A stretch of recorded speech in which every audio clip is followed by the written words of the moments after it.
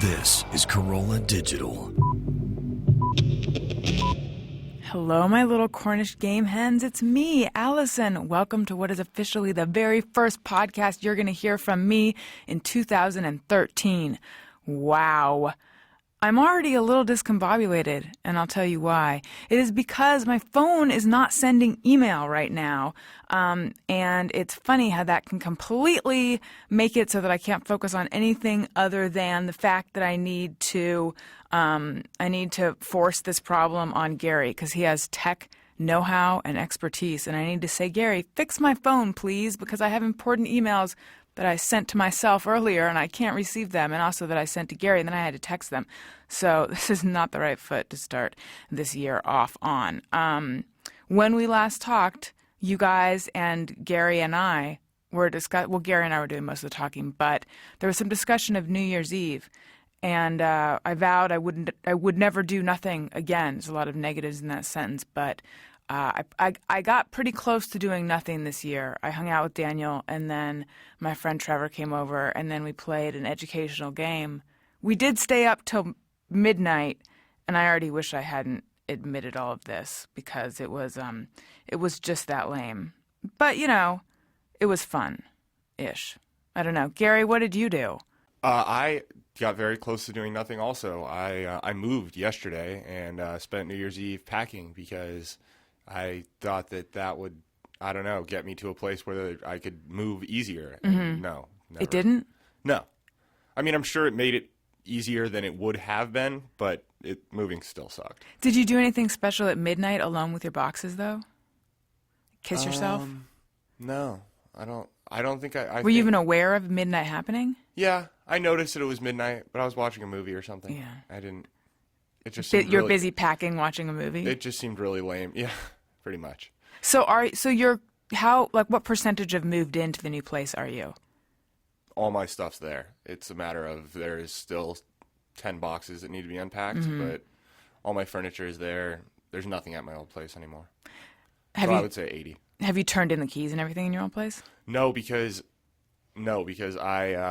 I wanted to make sure that I had plenty of time, so I gave my notice for the 12th. Yes. And my landlord is hounding me about, like, you know, when are you going to give your notice? I have a new couple lined up. So I was hoping that if I got out the 5th, I could just give him the keys and he would let me slide, and he didn't. He was kind of a jerk about it. They always are. He's like, no. And I was like, okay, well, dare go into my apartment because I'm going to come back and play Angry Birds once every 3 days for like an hour. And if any of my shit's moved, you're paying me for those days. I feel like as soon as you're on your way out, you're reminded what a good decision it was to leave this hellhole. Like, that's been my experience with landlords. They're great when you're there. 100%. Yeah.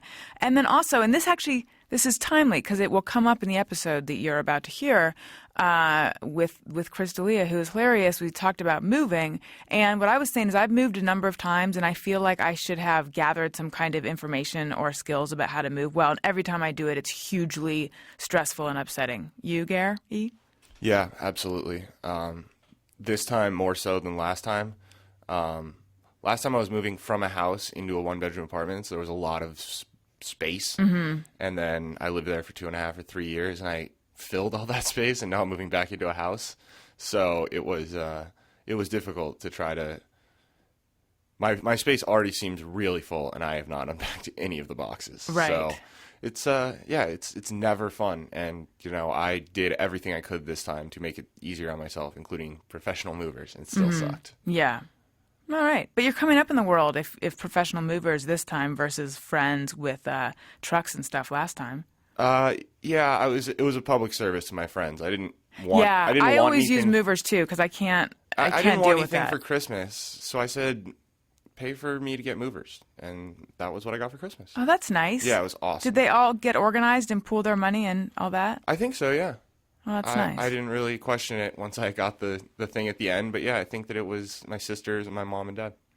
See, Ricky Lindholm, I remember on the episode that she was on of this show, she said that her birthday present to herself was something like sending an email to her friends letting them know that she didn't want to give them rides to the airport anymore.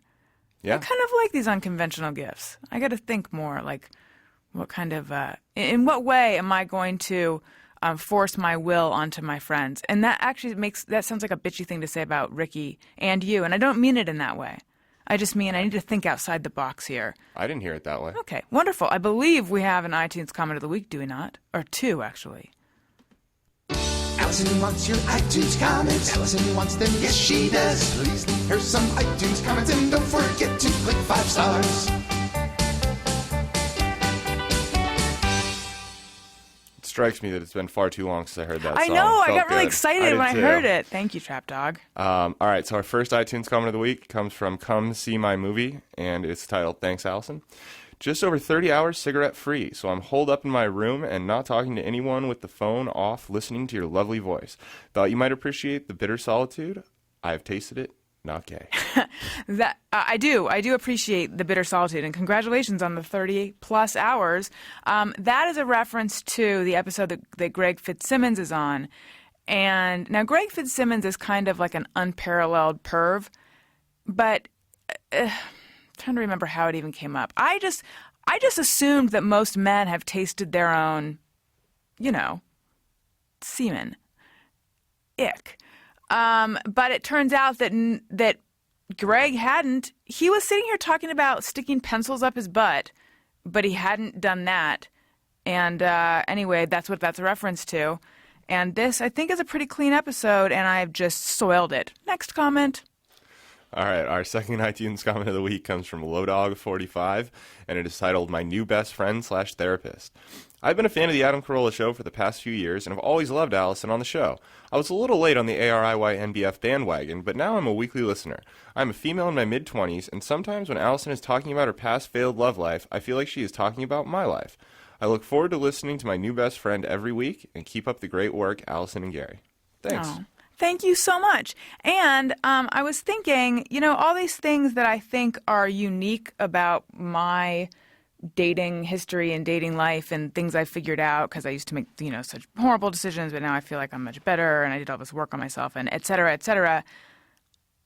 So many people relate to that I'm beginning to wonder, is it not that I just was awful at dating and then I went to therapy and et cetera and started making different decisions and now I'm better? Is that just the natural process? Is it just that all of us are terrible in our 20s? I don't know. I pose that question. And then also I want to pose another completely unrelated question, which is that Daniel and I want to get a dog, but before we do it, we want to spend time with a lot of dogs and different breeds and things to figure out what we want. And we can't figure out where we go to sample all the dog breeds, maybe just a pet store. We went to Petco yesterday with the idea of asking someone there, but then we got there and we didn't feel like they would be a resource. I don't know. Wait, you know why? Because I feel like the brains of that operation are in the reptile section. They don't know where you go to play with dogs. Do you know, Gary? I'm posing it to the listeners, but if you know, tell me. Well... A dog park? I was just going to say, my commute home has a dog park on it, and there's a ton of fucking people there. It's right under the Hollywood sign, so it's like a touristy thing, too. Mm-hmm. I don't know. I mean... Are you even allowed to go into a dog park if you don't have a dog, though? Fucking grass field, of course you are. Oh, okay. Yeah.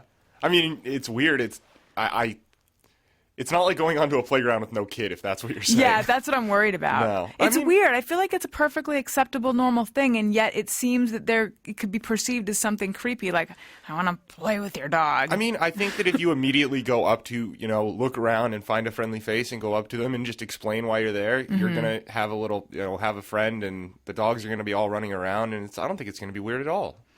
So what you're saying is if I want to play with dogs, I'm going to have to talk to humans? That goes against this whole thing. Unfortunately, I think that, yeah. But although I think the people at the dog park are going to be more enjoyable than people at the Petco. Yeah, I think you're right. All right, but listeners, if you have any advice, tweet me at Alison Rosen or at ARIYNBF. And if you'd like to email the show, that's ARIYNBF at adamcarolla.com. I want to tell you guys about a sponsor whom I love, and that would be Go to My PC. So let's say you're out and suddenly you realize, oh, crap. And you're out and you're not going to be home in a second, by the way. You're out perhaps at the airport or anywhere that's going to take a while, and you think, shoot, there's something on my computer at home or my computer at work that I need, and I cannot access it from here, and what am I going to do? And if you're me, you would actually be unable to complete whatever action you're doing because you'd have to go you'd have to bust into wherever your computer is and unlock this info. Well, no more, you guys. Now you can just use Go to My PC. It's a powerfully simple tool from Citrix that keeps you connected to your business wherever you are. You can remotely connect to your entire office computer or your home computer from any Mac, PC, tablet, or smartphone, and you can securely access your networks. You don't have to be worried about it. Works on any program. You can save, edit, or send any file. So this frees you from the shackles of your office and allows you to be more productive and more efficient, and you can work from home or on the go. You could do it from the grocery store. I feel like I spend way too much time there, and that's when the grocery store and the shower are where it occurs to me that, shoot, there's something I need on some other something or other, and I'm not here, and now Go to My PC frees me of this problem, although I probably wouldn't want to use it in the shower. Try Go to My PC free today with a special 45-day free trial just for my listeners. That's you guys. Visit gotomypc.com, click on the Try It Free button, and enter the promo code Allison. Then download the free app to your iPad or iPhone. That's gotomypc.com. Try it free, promo code Allison.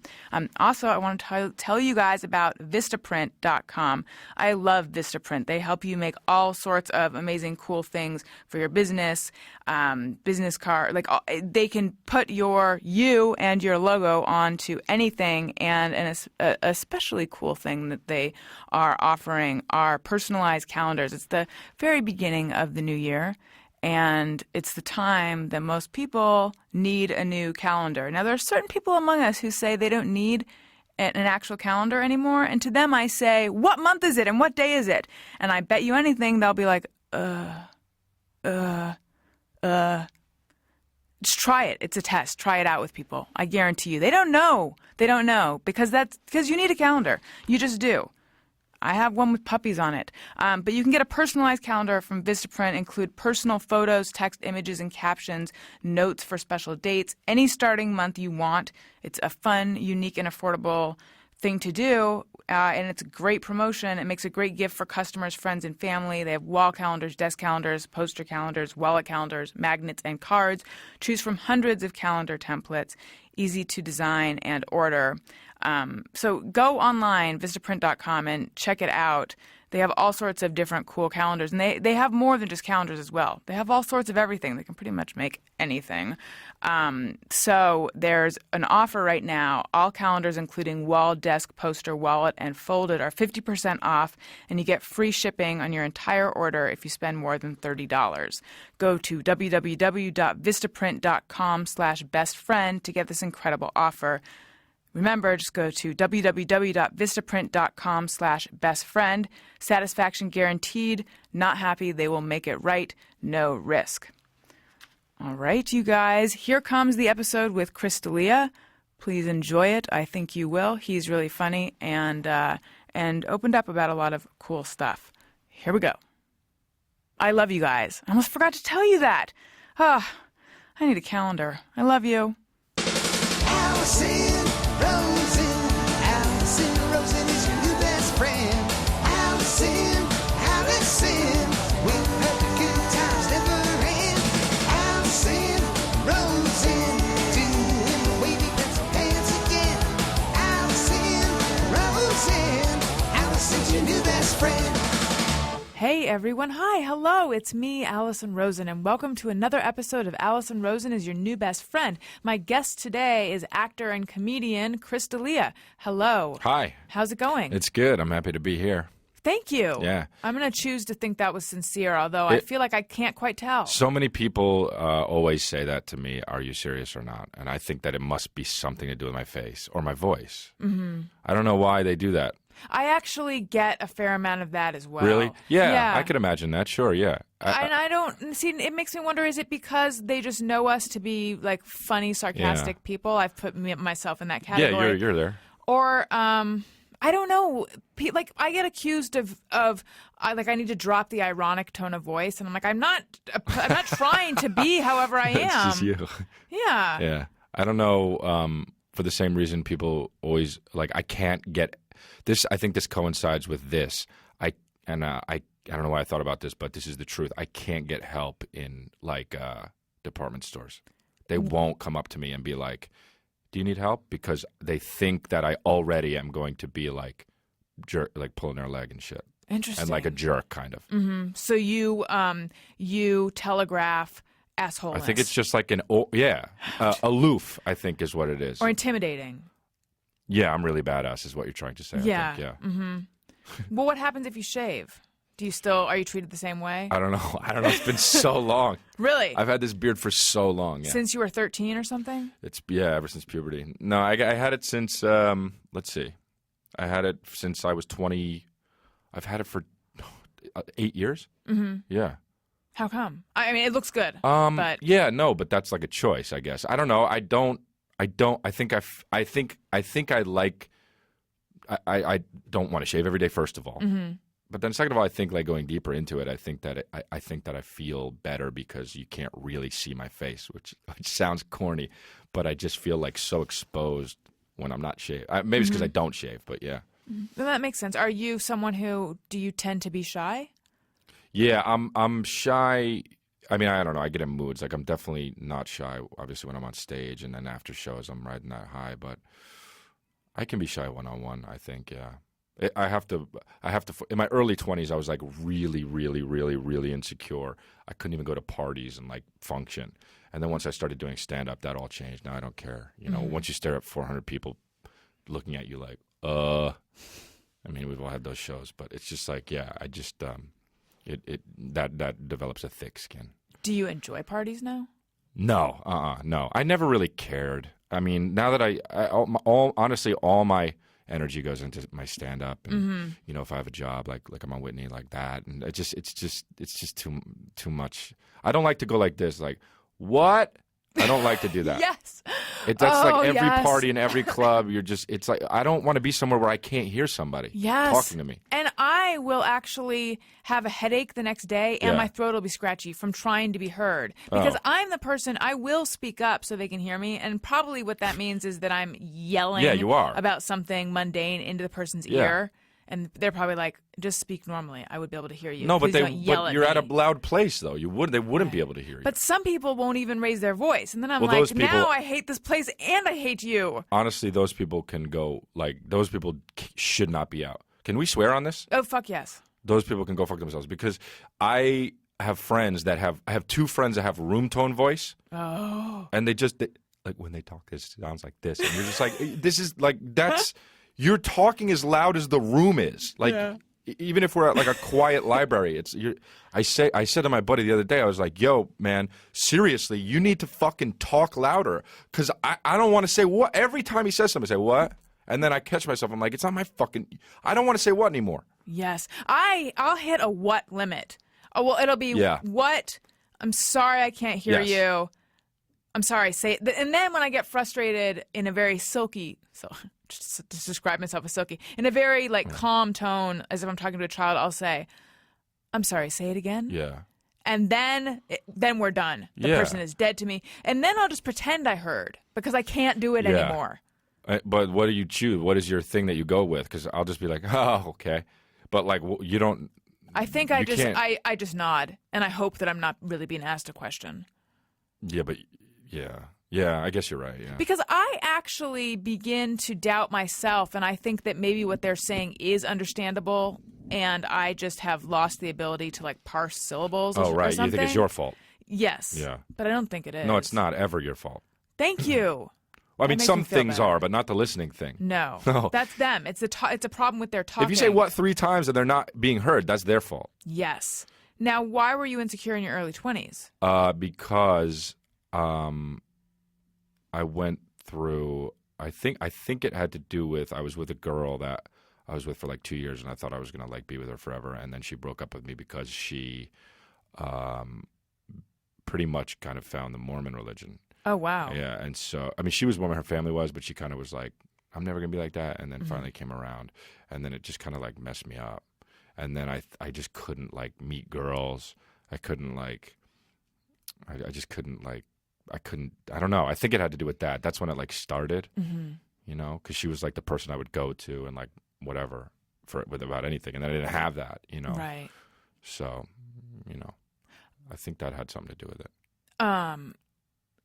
But did you feel like there was something wrong with you? No, So it was more just you didn't have that security. Yeah, like I always thought I was funny. I always thought I was good at having a conversation, but just in those environments, I would be like, "Oh, it's time to talk," and then I would do it, and then it would just you just think too much, and then you're fucked. Mm-hmm. Yeah. I was thinking about this recently. Actually, it's funny you bring it up. Yeah. Did you hit any conclusions? No, just that. I mean, but I was at a party once, and I wanted to talk to this girl, I remember, and I was with my friend, and he was like, "Yeah, you should talk to that girl," and I tried, and it just was so bad, and that was like my what the fuck, because after I had broken up with that girl, this was like the first time I tried to talk to this other girl, and I was like, I don't know. What have I become? It was like one of these things where I was like, what the fuck am I doing? Yeah. I got to change something. And then for a little bit, it was like that. And then, I think I told you this outside out there, or maybe here, or I don't remember when I said it. Well, I mean, we go way back to 5 minutes ago. But I started doing stand-up, and then it's like, who cares? Mm-hmm. No, I just said that in here, didn't I? You said, the listeners also go back with you to that. So we all have a history here. And yes, we do. We remember what happened. Right. I was just thinking about that thing you said a moment ago. Yeah. Now, with her getting deep into the religion, how did that happen? Well, her family was religious, and, there was a big Mormon population where I kind of grew up and went to high school in La Cañada, California. Okay. And they have, a really great, family value and, shit like that. And this girl that I was seeing just didn't really, she was kind of just going through her teenager thing. I mean, we were 21, and she just kind of, went to school and just wasn't wanting to be Mormon, and then came back one day and just said, I think I want to be Mormon, and started giving me books and shit and videos. Oh, she wanted you to. Well, she broke up with me though, so it wasn't she was like, I'm breaking up with you, but here's some stuff to look at just for your own good, And I was like, yeah, exactly. And so I'm like, all right, I'll try to watch it, and it was just immediately I can't do this. It's just so far from what I am. I don't have any religion really, but so I stopped kind of seeing her, and she's married now with kids, Mormon family, and it's good. It's exactly what she should have done, But it's that bothered me for a long time. Mm-hmm. And what made you start doing stand up? I had always wanted to do stand up, but ever since I was the first thing I remember saying, and my dad told me, I said, what do you want to do? I said, I want to be a comedian, just because I thought it was crazy. My dad said that he thinks that I got the idea of becoming a comedian because he was watching a Jerry Lewis movie one time in the TV room, and I ran in with I was playing, and I ran in quickly, and I saw Jerry Lewis doing some crazy shit that he does with his body and face and loud noises, and I said, who is that guy? And he said, that's Jerry Lewis. And then a beat later, I said, does he get paid to do that? And he said, yeah. Matter of fact, he gets paid a lot of money to do that. And he said, I waited a beat, and I just went, huh. And I walked out of the room. He attributes that moment to me thinking that that's what I wanted to do for a living. But I basically was like a writer and an actor for a while, just because I thought I would do stand-up later, and I would just get into it. And then I would get into it in the back doorway, where it's an actor does stand-up, which is a terrible fucking idea. Now that I do it, right, and probably now that you see how actors who do stand-up, it's just not respected, really, But I didn't know that back then, and so I was just getting guest spots here and there, kicking around, and I had scripts that I had optioned. Even I was making some money off of stuff, but it never got produced, and were these what kind of scripts? Like comedies and just like low budget comedies that were getting production companies behind them, and I was making some money, but it wasn't like, you don't care as a young kid, you just want to get your stuff out there and see, this was I was 22, 23. Yeah, isn't it funny how wanting to be paid, the relationship between money and your work only becomes something you care about after you've been doing it for a while? Yeah. At least in my experience. Yeah, in the beginning, absolutely. It's oh my God, the chance to do any of this, I would do it for free. I did a weekend at a club when I first started for $1,500 for $1,500, and that's such a rip. I mean, I did like 7 shows, and it's just like, if you think about the money they're making and then the money you're making, it just makes no sense. I mean, their shows were packed. I would never do that now, you know, but it's like, but back then I was like, oh, yeah, I get to do 7 shows. Yes. You know? Exactly. And I still would do it for free if that's really what I had to, you know, but I don't have to. So well, then, I mean, then money becomes a thing. Yeah. And I think after you've been doing something for a while, then it becomes, all these other things become attached to the amount you're paid, like like respect and where you are in your career and I don't know. Yeah, exactly. Yeah, no, you're right. You're like, no, I don't. No, right. I'm not past that phase absolutely. now. It's a whole. Yeah, I 100% agree with you. And you have other people presumably negotiating Sure. on your behalf who are telling you, no, that means this or whatever. It's a slap in the face. Right. Maybe they don't say it in that language. No, they do it like that. Like they're from the 40s. Ah, that's a slap in the face, kid. That's what they say. Banana oil. You can't take that. No. So then I was like kind of at a loss. I just got on stage when I was 25, and it was my New Year's resolution. I was like, I'm just going to get on stage once a week. It was 2006. I'm going to get on stage once a week for the whole year. And I went on January 2nd, 2006, and then I was just like, oh, this is fucking awesome. And I went every day after that. Mm-hmm. So I just... Wait, for how long? I did it every day since then. You still do it every day? I do stand up. It's hard to do it every day now because I shoot Whitney, but I do it... I probably do at least 5 shows a week. Wow. Probably at least, sometimes more, yeah. How long are these sets? Anywhere from 20 to 35 minutes. And you know, if I'm on the road, I'll do an hour plus right. each show. But in town, which is where I am now because I'm shooting the show, I do shorter. There's more comedians, you know. So. Mm-hmm. How much prep goes into that? The stand-up? Yeah. I mean, you've already done it, you know. It's like it's one of those things where it's just like, you know, it's like if you're training for a marathon, you're just running every day. Mm-hmm. So it's like I'm doing stand-up every day. So it's like if somebody wants me to go on stage, I'll just go on stage. I'll just do it. You know, I know I have a bunch of material that I could pick from, and you know, I mean, if you're talking about when do I know a joke's ready, I guess I'll just like try and like throw them in between 2 jokes that work. Well, no. I mean, like if I were, I've done stand up like a very tiny handful of times, not in a long time. So if I knew that I was going to do it, I would need so much time to get all the, you know, or even if I used to do live TV stuff all the time, and I just did Geraldo yesterday talking about current events, but I hadn't done it. I hadn't done that kind of stuff in a couple of years, and so I was surprised. I was nervous, which is weird for me because I used to never get nervous, and I was just like, what if I've lost my ability to do this? So it took me an extra amount of prep, whereas if they call me for next week, then I'll be able to just do kind of the minimum of stuff because you just did it. Yeah. So it's like a mental thing. Yes. So that's what I'm asking. If you know you're to have a set that night, at what time in the day do you start thinking about it? No, I don't. I'm thinking about it all day, or I'm not. You know, it's like the same thing. It's just like I'm always thinking about.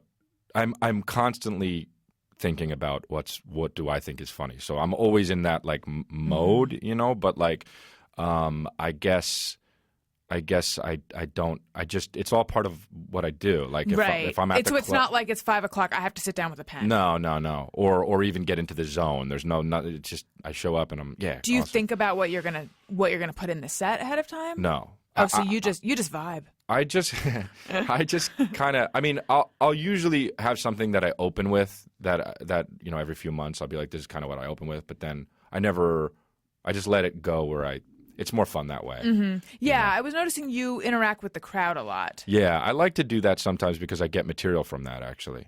But it's fun for me too because if the people are cool, then I just like to like make fun of them. And I've always found like my whole family growing up, just I was the one that got all the jokes thrown at me, and I just kind of feel like that comes from like a genuine place of like love. Like if they're making fun of you, they like you enough to make fun of you, and so I like to do that if I like the audience and it's fun, you know. I mean, I also do the other way. If somebody's a real asshole, then I don't care about making the show weird and like you know making them feel shitty. Like I'll do that too. With doing stand up as frequently as you do you think about how it went afterwards? And is your mood attached to how you feel like how you did? Yeah. It's hard to shake a bad set, man. I mean, and sometimes like last month, I was going through like probably 2 weeks or 3 weeks of like just not doing what I wanted to do on stage, and I was just like, I don't know what it was, you know. I mean, just like a rut, but it was bothering me all for like 3 weeks. I was just like, man, I gotta get a good set in somewhere. And then just last week, it kind of all came together, and I had a few good ones. So, what do you mean by you weren't able to do what you wanted to do?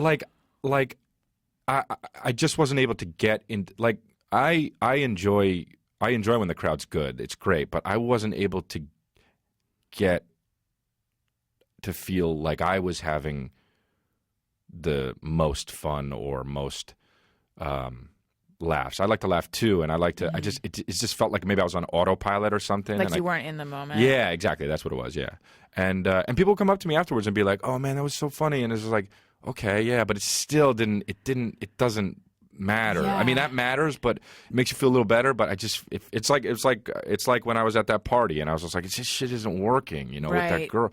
Why did I just said something stupid with that girl? And that's how I feel. Almost like you're like disconnected from yourself. Yeah. Yes, I did this podcast live, and I was like, I thought my boyfriend was going to be picking me up, but then there was always traffic, so he couldn't get there. So then I'm like, shit, if I was going to drive myself, I would have had to leave half an hour ago. So I was racing, and like, I just felt on edge and like shaken up and nervous all night, and like I was juggling 4 things at once. And it was, people liked the show, but the experience of it was so, like, it felt like something that was happening to me, and I just couldn't get on the right side of it the whole night, and it bothered me for days afterwards, actually.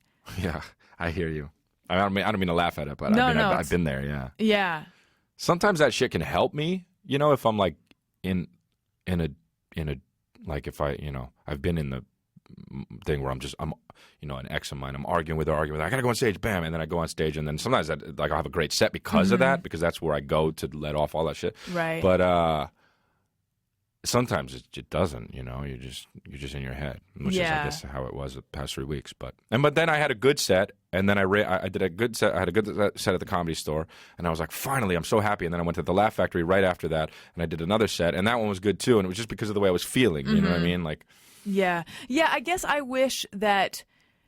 Or let me make this a question. Do you wish that you had more control over how all that goes, though? Because I just feel like, I'm turning back to me. I just feel like there's a lot of things you can do to try to ensure that you have a good set and that things go well, but ultimately with live performances, like you're not in control of it. Yeah, I think that you're in control of. I think that a comedian is in more control of it than one would think, because I think it was Brett Ernst, the comedian. I don't know if you know Brett, but he's a really funny comedian. And he said to me once, he said, you go through different levels of your career as a stand-up. Like, if you take 10 people and 6 of them are hardworking, blue-collar, people that are at your show, and this is an audience of 10. 6 of them are like that, and then 4 of them are Oprah, Brad Pitt, the Queen, the President, or whatever. You know what I mean? Like, in the beginning of your career, you just want to get the majority. What a small, distinguished audience. Yeah, right. Sure, yeah. In the beginning of the career, you want to get the majority of the people to laugh. And then a few years later, you don't really care. You want to get the other people because those are the people you admire. Yeah. And then after that, you reach a new level where you're just like, I don't give a shit if they laugh or not. You know, it's like, it doesn't matter who they are. It's me this is for me. And I always thought of that. And that's really interesting. Yeah, I thought it was interesting when he said that. But I just where are you? I think, I mean, I'd like to think that I'm there. I don't care what they think. I mean, I obviously do. That's why you do stand up. It's one of the reasons you want to make the people happy. Yeah. But if you can get to the point where you're on stage and you really don't care what's happening as long as you are doing what you want to do, then it's a good set. And that all comes from you anyway, you know? So it's like, I mean, I've been to shows where somebody says "fuck you," just really loud. You ain't shit, and I loved the set because I was like "fuck you," and I just bounced back, and I was in a good mood. And it doesn't, it's all. I think it all depends on your mood, And I think a lot of it does actually, to go back to the thing we were talking about control. I think a lot of it probably, like if someone yells "fuck you," but you're able to make comedy out of it, and it doesn't rattle you, then you probably feel good. I'd imagine. Yeah, like the other day, I dropped a glass on stage and it shattered, and I just was in a good mood, and I just made it a part of it, and it was fun. But if that were to happen on something where I was feeling insecure, a night where I was feeling insecure, it would have fucked me up. That's all my control, or my mind doing what it does, I guess. How did you meet Whitney?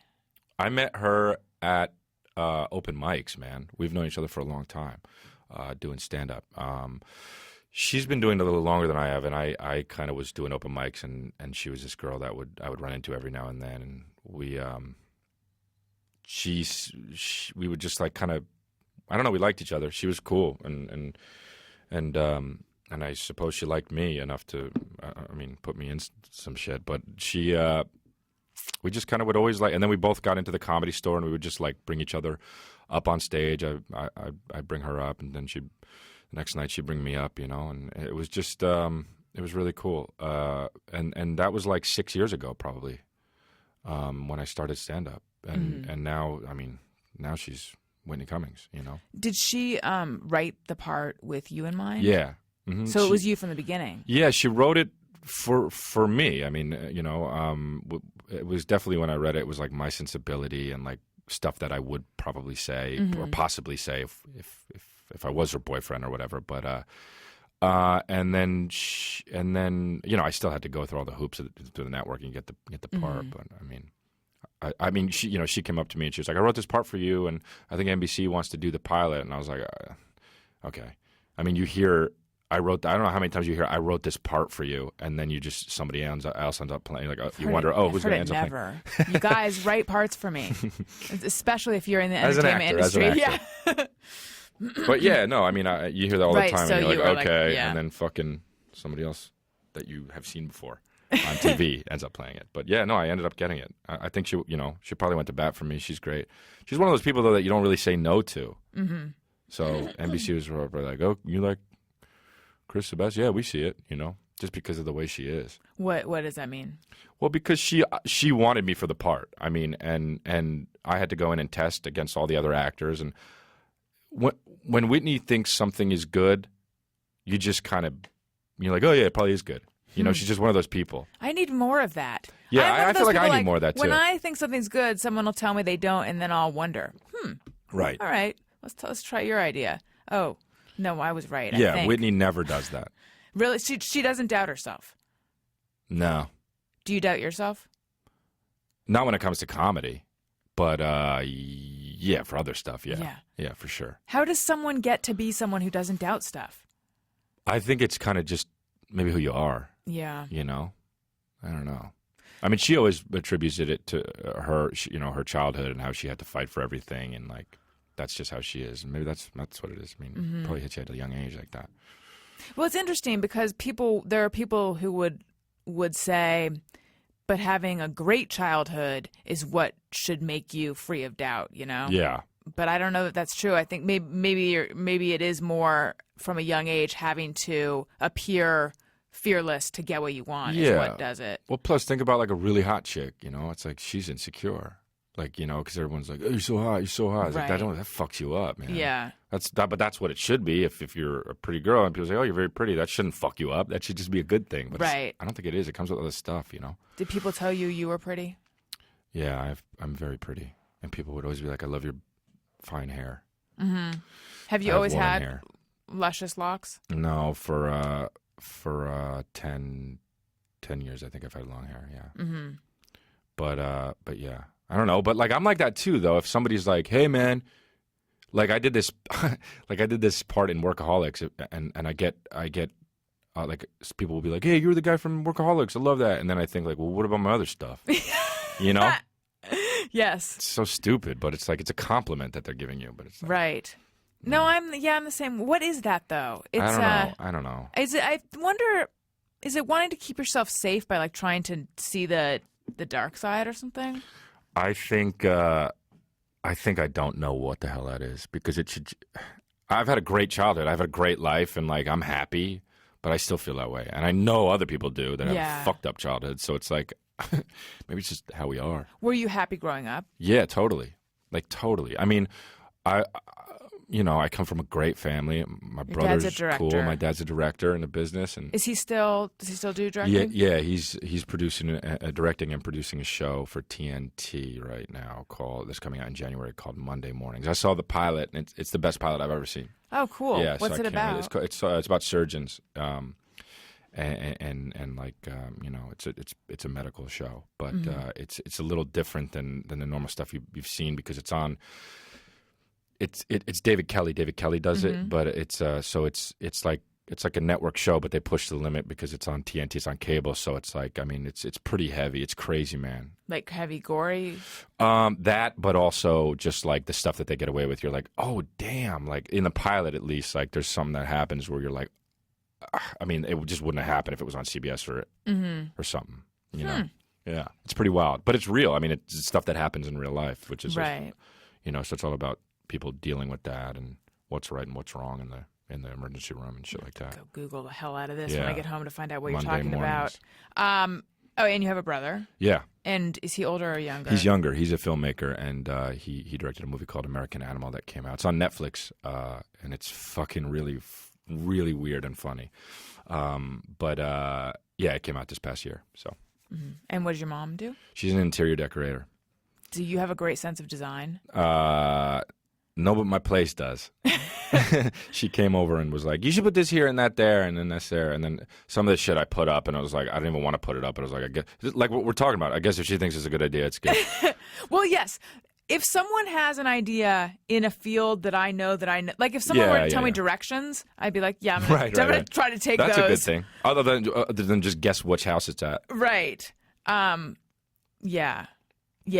So in terms of design.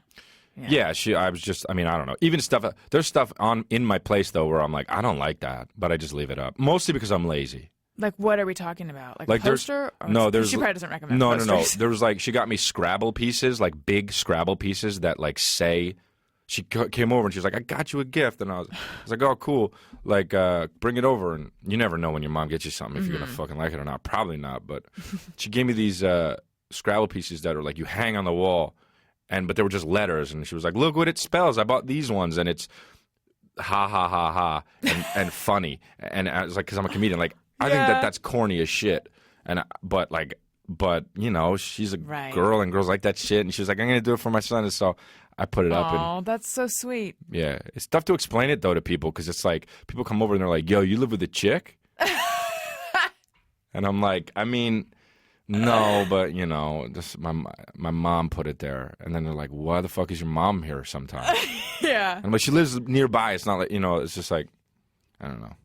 They're still unlocking out. I'm in Sherman Oaks, but is the sensibility of your whole place? Does the sensibility of the whole place make someone think that you live with a chick? no. Well, here's the other thing. I lived there with a girl. Oh, so it's so a little bit feminine as it is. And then when she left, this is what it's like being a guy.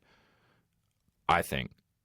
When we moved in, the girl was like, "I want rooster wallpaper for the kitchen," and immediately I was like, "That's fucking real dumb." Because what the fuck? Why? Is that a kind of wallpaper? Are you talking about wallpaper with pictures of roosters? Yes, that's what I'm talking about.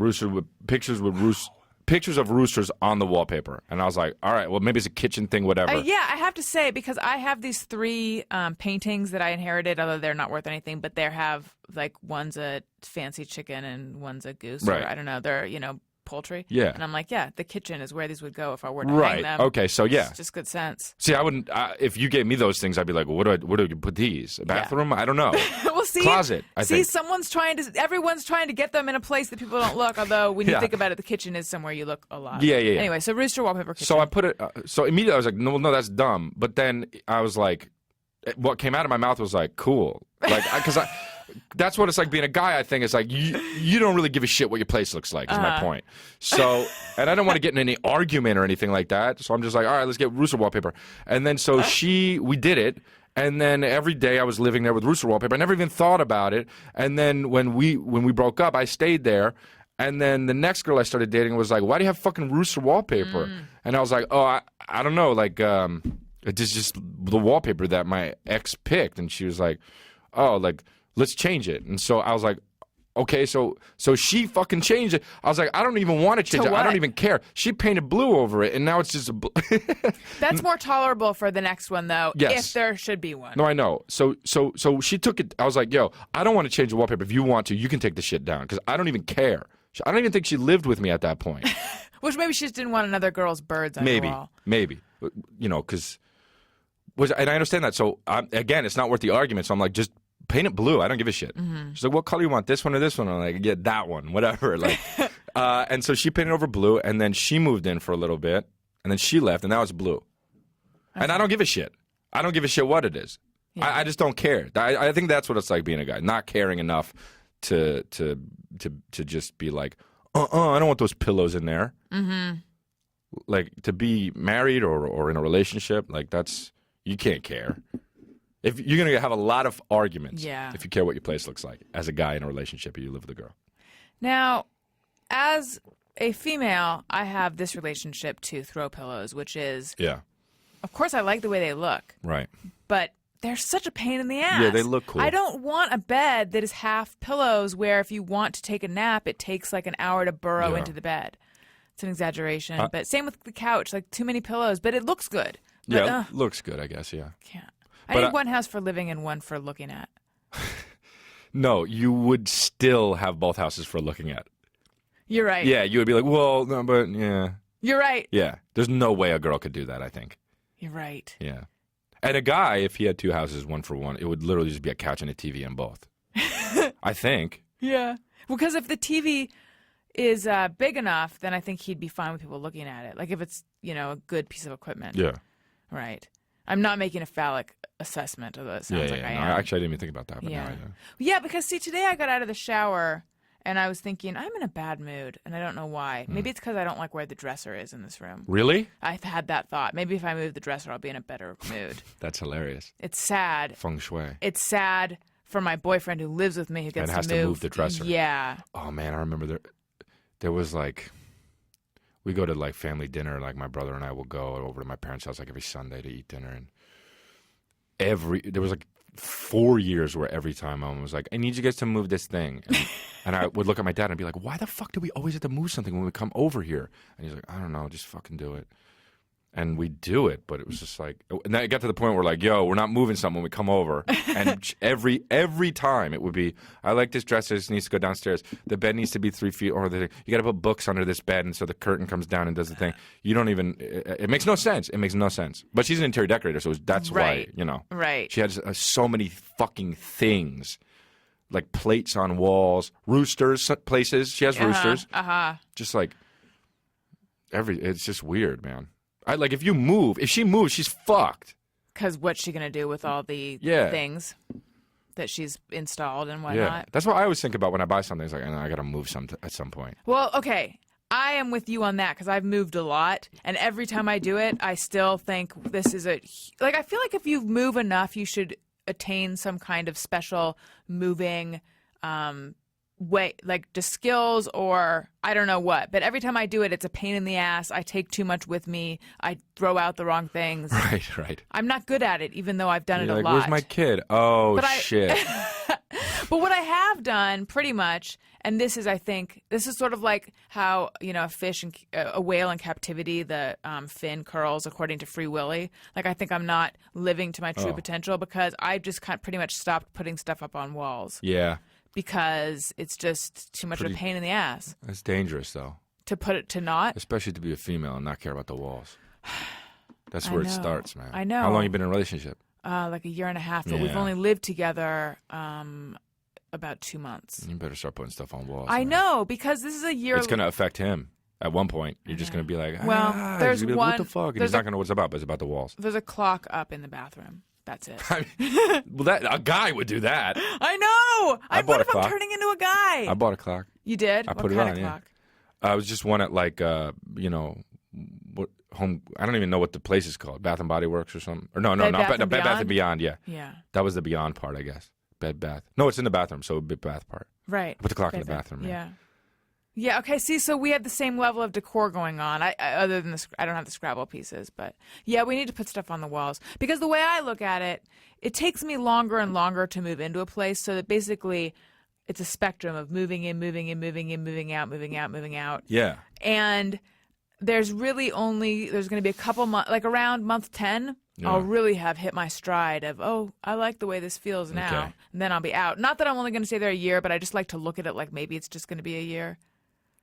Yeah, well, a year is a finite number It's what the lease is. Yeah, that's true, right? Yeah, because you probably own. I do, yeah. I don't. Okay, well then you got to think that way. You're gonna be. I'm not gonna be here for long because you. Right.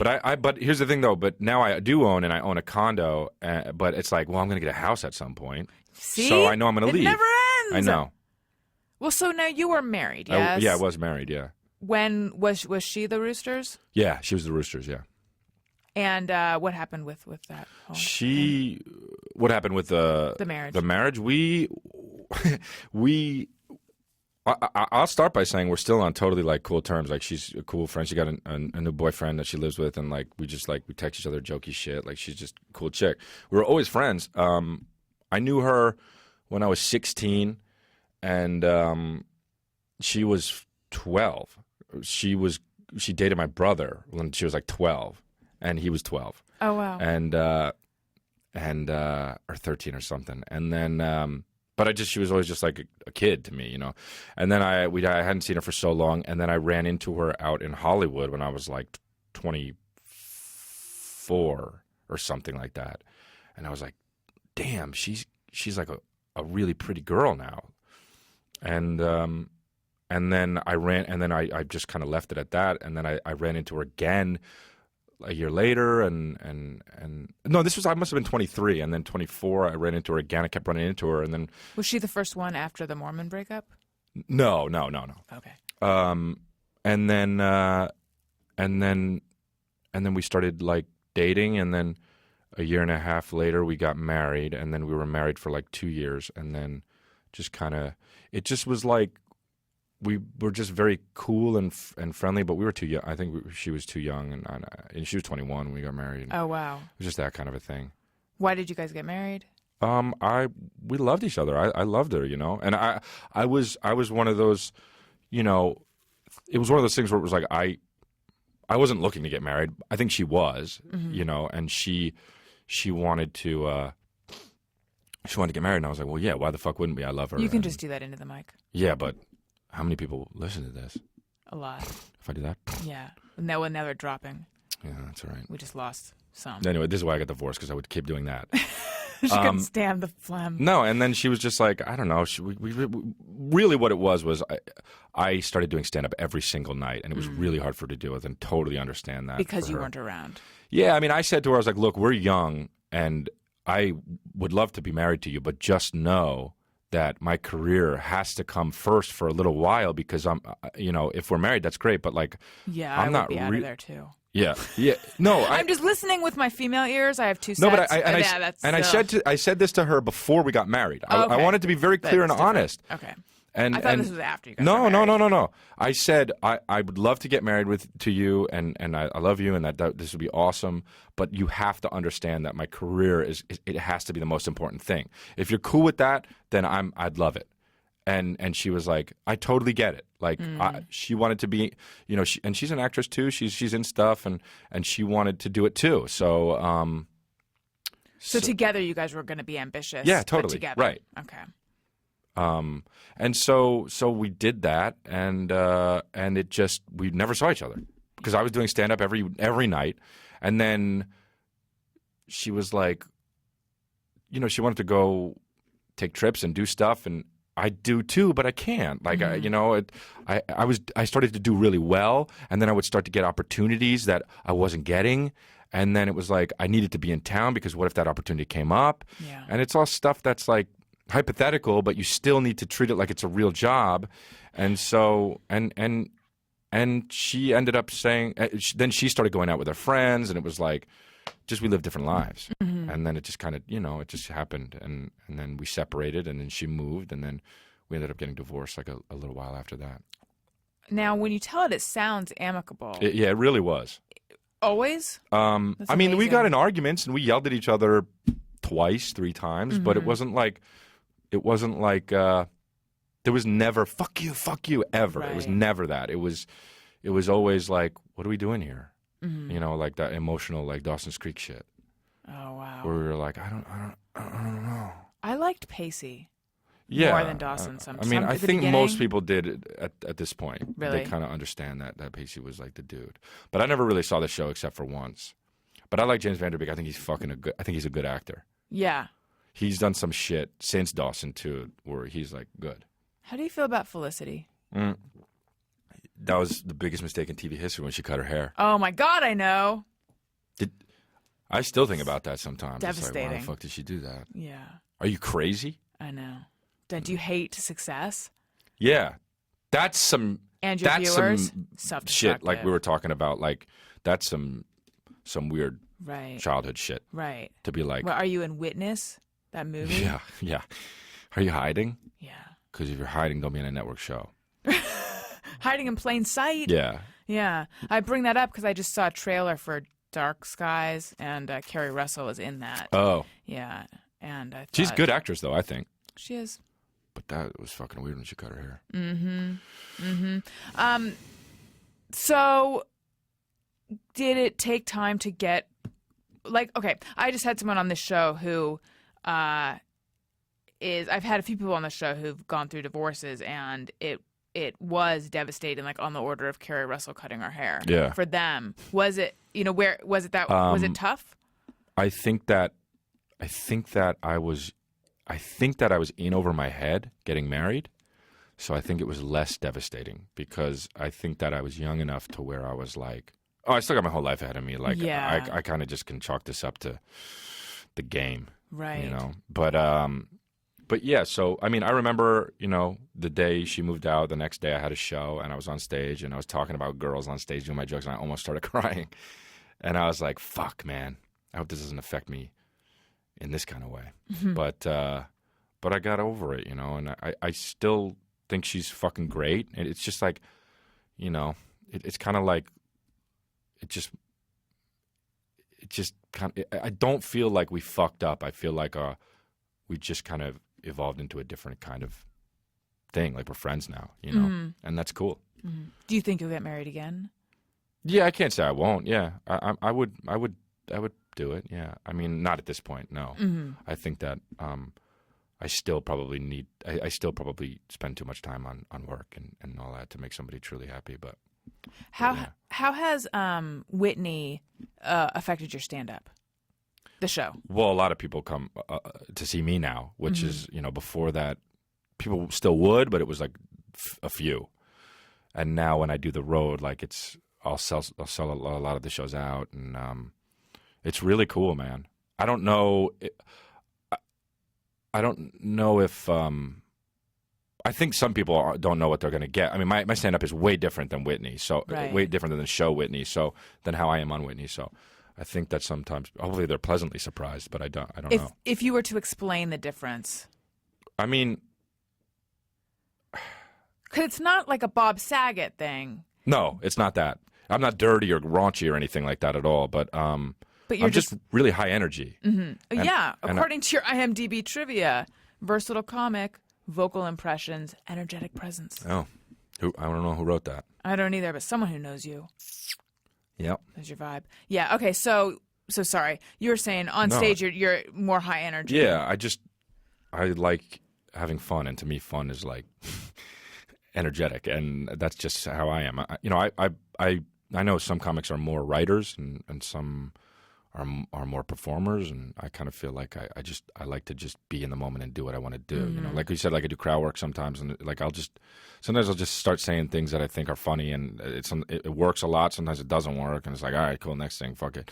But like, A really funny physical comedy too. oh, thanks. Yeah, I've always liked to do that. I don't know. I feel like I don't know why I've always done that. I remember Do you feel like your body is your instrument? Is that why? if I ever said that, please kill me. Okay. Can remember I that, jump please. in with like my favorite Crystalia thing ever? Yeah. There was a TMZ video of TMZ interviewing Pete Holmes outside of the Melrose Improv. Oh yeah, But they I know you're didn't. gonna. They didn't know who he was, and D'Elia walks by and he's like, "That's Pete Holmes." And Pete was so pissed, but it was fucking Wait, perfect. really? Wait, hold on. I think maybe I don't know what this is. Oh no, I do know what you're talking about. I just ran by, right? Yeah, like they had a camera on. and I Pete say, "Hey, as what's up, he Pete was Holmes?" Yeah, I walking out remember of the improv, and they didn't know who he was. Oh, that's hilarious. And D'Elia runs by and he's like, "Hey, Pete Holmes." That's and right. He was like, "D'Elia." Like it was perfect. I remember that. Like Chris wasn't even on camera really, but it was It was just the back of my head. It I was think. so perfect. Yeah. That made me laugh for quite a while. Just trying to give him some screen time, some name. I want people to know his name. He's fucking hilarious, by the way. He is. Yeah. We've had him. Oh, yeah. on the He's show. Very super fond funny. of Pete. He's great. What were we talking about? Yeah. I was asking how Whitney is affected. Yeah, You were it's saying just more people come see me, yeah. and now it's it's just affected just my attendance at my shows, which is awesome. I mean, Oh, I know. But we were talking. You were saying some comedians are more writers, whereas you're more. yeah, I don't know. I mean, I definitely write my own material, and I love to do that. And I would not say I'm not a writer, but I just, to me, it's all about getting up there and showing. Right. No, there are some comedians though where I think people are like, oh, you can tell he's a writer, and I feel like what they mean is he should be writing. Yeah, a lot of for times someone else to be performing. a lot of times almost. I do feel that way about certain or people just feel that way about certain. But then there are guys who are, I feel like some guys, if you're like playing the writer and that's your vibe, Yeah. then that's good because that's a performance. Like the least physical comic ever, Jeff Ross. He's hilarious, but he's a performer guy because Yes. that's his whole thing. Right. He's like he's being that guy, But yeah, some guys that just have no presence, that are just doing jokes, yeah, they should be writers, I suppose. You're so good on Whitney. Oh, thanks. Did you take acting classes or train, or is that all just natural? I was always the guy who would start taking the acting class and then be like, "What the fuck? I'm out of here." So Why? it was just all like, Your body's your instrument? Was yeah, like that? it was all that. It was all, hey, act like a plant. Do this, and you're like, I don't see how that helps, but I mean, I guess it does. People get better and do that shit and learn how to do that stuff. And I mean, it was always something with acting class though. Like at NYU, I was in the Atlantic Theater Company. Like I went there for 1 year for NYU, and there was shit where like if you were doing a funny scene, the rest of the class couldn't laugh because that was going to throw the audience off. And I was just like, what the fuck are you talking about? You're doing it to make people laugh. Yeah. We weren't allowed to laugh. If we laughed, we got in trouble. That makes no. I'm not. It sounds like I'm making it up. No. Ugh, okay, people couldn't laugh because it would throw the rest of the audience off? It was they the- need to find out the acting of it, and they need to find out the beats of it, and don't laugh and let them do what they do. It made no fucking Wouldn't that sense. indicate Yes. where? Oh, Yes. Okay. That's the exact opposite of Yes. what should be true. Right. But that being said, I did learn stuff from certain teachers that I did like, individuals. That would like. Yeah, I've picked up some stuff in the acting classes, but I've always just kind of I constantly live in this world where I think, what would I do if this happened, or I watch somebody and I'm staring at them in a coffee shop and I'm like, that person probably would do this or feels this way, or if I were him I would do this, But constantly, like all my life, I've been doing that shit. So I think that kind of helps with it because I really pay attention to the way people are. Right. You know. See, I feel like I have a sense of that, but I can't make it come out of me. Yeah. Yeah. I can't control my body in That's part that of way. it. Yeah, that's part of it. Like, I mean, to be able to like cry on cue is a different story. I mean, like to be able to become that or do that. But I think part of me is a little bit I'm a little bit like weird. Like I have like I obsess about a lot of things, and like I've always been like, as a kid I was fucking terrified of things, like so scared I couldn't sleep. I don't think I slept in my own bed without running into my parents' room until I was maybe 12. I mean, that's old.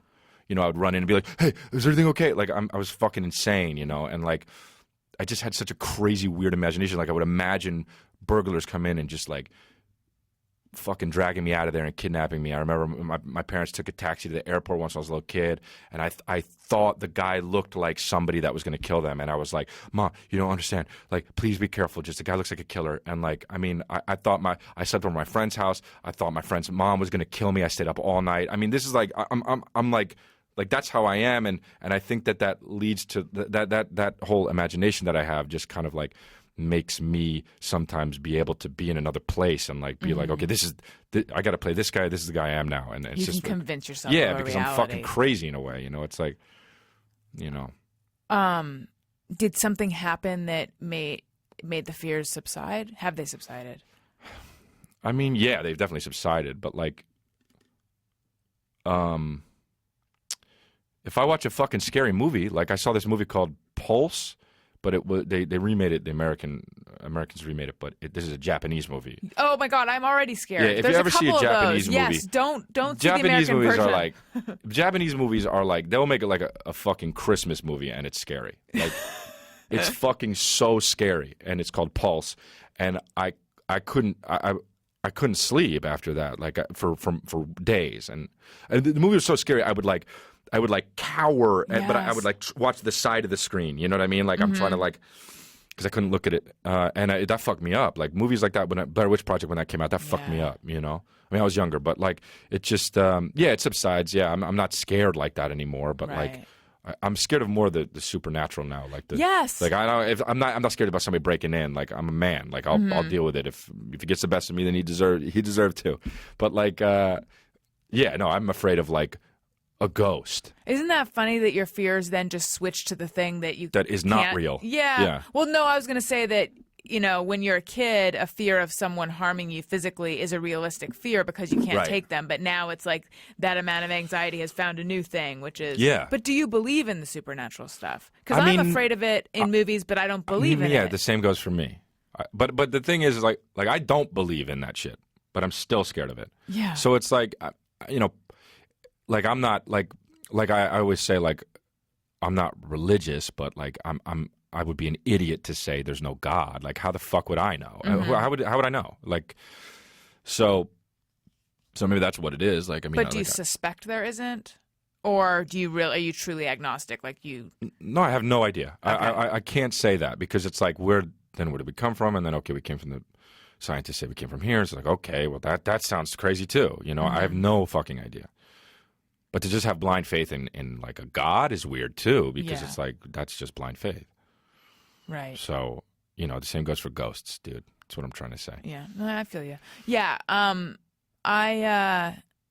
I think back on my childhood, it's like there are these months at a time where I just felt like haunted, for lack of a better word, because I had heard about some scary movie and read about it or seen part of it. Yeah. And it was like, it just terrorized me for way too long. Like The Exorcist. I didn't even see it. I just was at a Halloween party and I was hiding under a blanket and I swear I was frightened. Yeah. Like I didn't have peace of mind. I felt agitated for a long time. Also, Whatever Happened to Baby Jane, which is a dark comedy. I never even saw it. It's with Betty Crawford and Joan Davis. I don't know. Joan Crawford and Betty Davis. I knew those names way. sounded wrong coming out. Yeah. There's one of them is like she was a child actress, but now she's like 60 or 50 or whatever, but it's like an adult dressed up like she looks like a human Raggedy Ann doll, and she's like terrorizing her sister who's in a wheelchair. I mean, like all sorts of. It's a horror movie or no? It's actually sounds creepy as shit. It's creepy as shit. Yeah. It is creepy as shit, but it's considered a dark comedy, but it's also kind of a horror movie, I think. Weird. I don't know. I suspect it. I don't know. Gary, look up Whatever Happened to Baby Jane, if you don't mind, and tell us what it's classified as, genre-wise. But anyway, I never even saw it, but just hearing about it scared the shit out of me. Yeah. And Sybil scared me. Oh, yeah, I know about that. I didn't see it, but yeah. Yeah, it's scary. Yeah. All right. Well, okay, well, no, back to the acting question. Okay. Google qualifies it as a psychological thriller. Oh, okay. There well, you you're go. fucked up if you thought it was funny then. That's your own deal. That's right. I don't know why I thought that it was that. it's clear that okay, so you play her live-in Boyfriend, boyfriend, and it's clear that there's all this affection between you guys. Yeah. And in real life, there's all this affection between you guys. Let's say you were playing the role opposite someone that you didn't Despised? like. Sure. Or didn't like, yeah. Either. Do you think that you would be able to play it just as well? Yeah. I think I would, yeah. Yeah. Because I would get off on that. You know what I mean? Mm-hmm. And I would be able to I would be like, I hate this person, or like, I'm going to fucking love the shit out of her. Do you know what I mean? Right. It's the same thing, really. Right. So, yeah, I think I would be able to do that, yeah. All right. It would be tougher to make out with somebody I was severely not attracted to, but I think I could do that too, if I had to. But you and Whitney have never dated, right? No, never, yeah. Has there ever been any? Because I feel like if I were making out with someone that I had affection for, even though it's a job, at some point that would get confusing to me. Yeah, yeah, I would have thought that too, to be honest. But I'm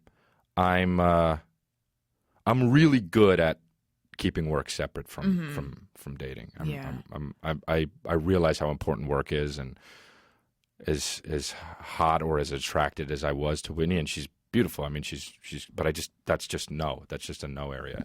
Is Crystalia telling the truth? Find out in part 2 of this exciting 2-part Crystalia episode, and you can download that bright and early Thursday morning. Set an alarm, write it on your hand, and write it on your friend's hand, and then make sure your friend keeps his or her hand right in front of your face. I love you guys. Talk to you soon.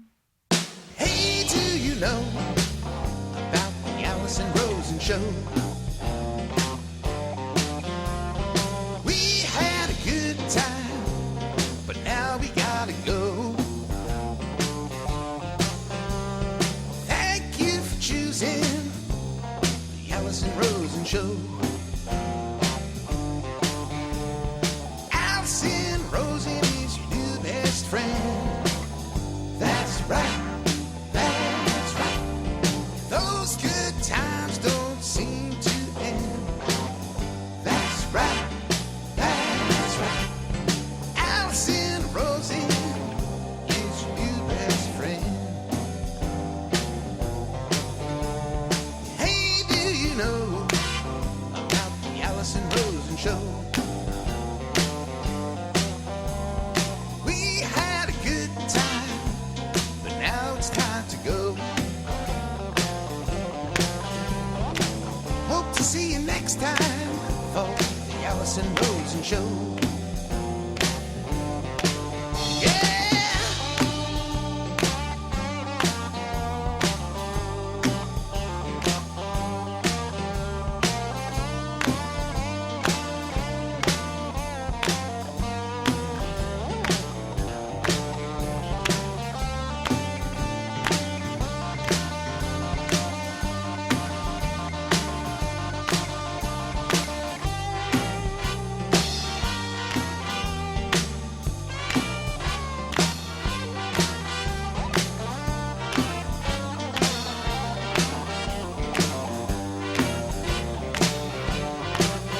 Yeah, Alison Rosen is your new best friend.